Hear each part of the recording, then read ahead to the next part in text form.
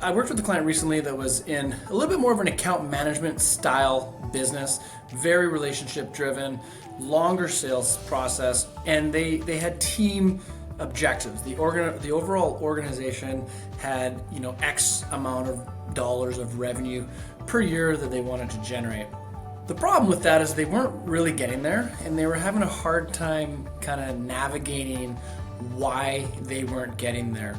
They had a couple of salespeople, but they didn't have individual sales quotas, these individual people. The reason that that's so challenging is that these individual salespeople, if you think about a role as a salesperson, it's very linear. Your job is to sell, whether it's growing existing relationships or whether it's getting new business or whether it's just some sort of combination of the two. At the end of the day, it's a number, right? You need to go out and deliver a number for an organization. Now, if you don't have a number, how are you going to know what you're supposed to do and how you're supposed to do it? And if you're doing a good job or a poor job? And the thing that's crazy about this is most good salespeople, and that this is not all of them, but a very large percentage of great salespeople, they're competitive. They have a competitive nature to them, which is one of the reasons why they thrive in sales. They like to go after the target and get reimbursed. They get the reward, right? They get the trophy when they hit their objective or their quota.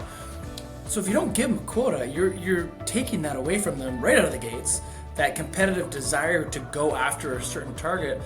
But B, you're really making it hard for them to understand if they're doing a good job or a bad job. And that is not a great way to lead a salesperson. They need to have an individual quota. Now, how do you set them? Well, that's going to depend on the direction of your organization. You're going to need to really look thoroughly at what you're doing, what you're trying to accomplish, and then you want to challenge that quota and make it difficult to achieve while also maintaining the fact that it can be achieved, because that's the type of targets that most salespeople want. And then you have a compensation plan that supports it appropriately, where there's the appropriate reward and recognition, by the way, that allows your salespeople to get there. When we implemented this with my past client, it was very clear, and it didn't take that long for them to get back on track and have the right visibility to how they were moving towards their targets, and also to be able to look at each individual and how they were individually performing against those targets now that they actually had a target.